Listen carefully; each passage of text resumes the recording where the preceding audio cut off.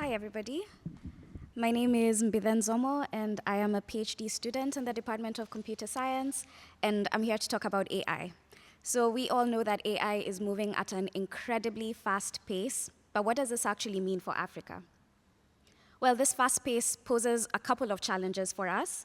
The fact that we are using AI but not actively building it on the continent means that we have to rely on technology developed typically in the global north by people who don't have our lived experience and so don't really understand some of the challenges that we have here.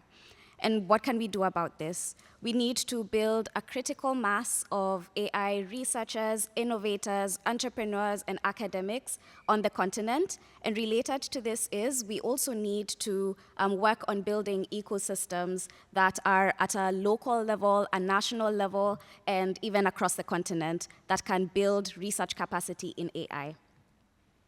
And so that's where the Artificial Intelligence Research Unit comes in. We are co-led by Professors Tommy Meyer, who works on foundational AI, and Professor Deshen Moodley, who works on more applied AI. We are 33 members strong, and we are rather new. We actually launched officially last year.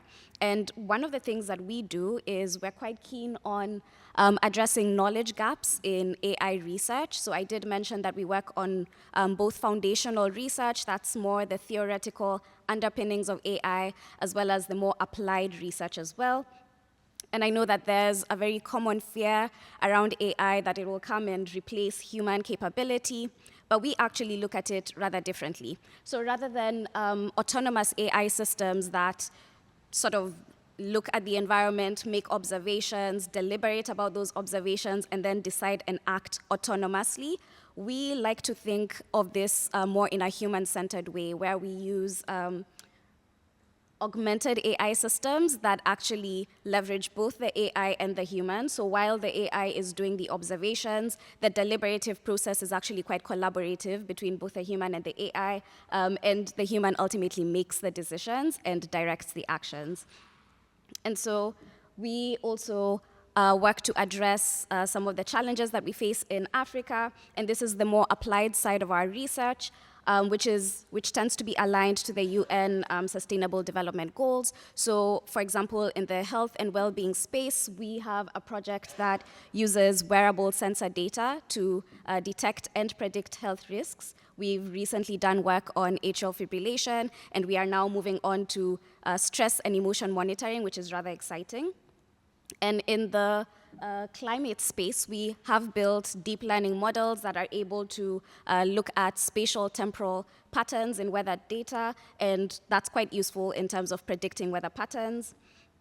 And then finally, another example is in the energy space. We have also built deep clustering models that are capable of extracting representative daily load profiles, and that's useful in terms of understanding the needs of residential energy consumers, and I don't think I need to tell South Africans why that's rather important. And another thing we're quite passionate about is building the ecosystem of AI and also working with various organizations in terms of directing AI strategy in Africa. We have several key partners ranging from the private sector to government as well. And we also work actively on building the local AI research ecosystem. One of our main initiatives is actually the Center for Artificial Intelligence Research. This is a nationwide AI network that has, I think, about 13 universities spread out across the country. And related to that is the Southern African AI Conference, which happens annually in December. And that's another way that we build community of AI in Africa. And to conclude, I just want to speak about our unique UCT AI chair system. I did mention that this is quite a young unit in the university. We officially launched last year, and we have this unique joint AI chair. It's jointly held by Professors Tommy and Deshen. I did mention that Tommy looks at more foundational and theoretical AI, and Deshen works on more applied AI research. And so there's this symbiotic relationship between the two different aspects of our unit, where we look at both the theoretical underpinnings, but then we use that and apply it for developmental changes. And we are very excited to welcome your partnership as we revolutionize AI in Africa. Thank you.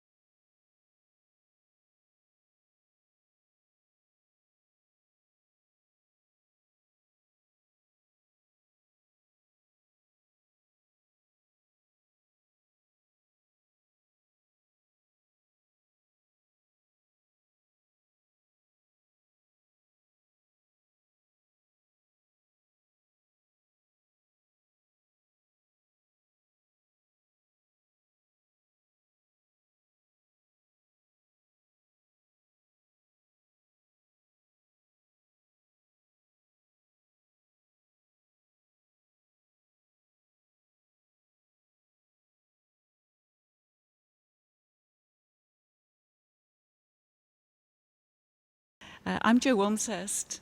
I'm actually a child neurologist, but I also have the privilege of being the director of the African Paediatric Fellowship Program.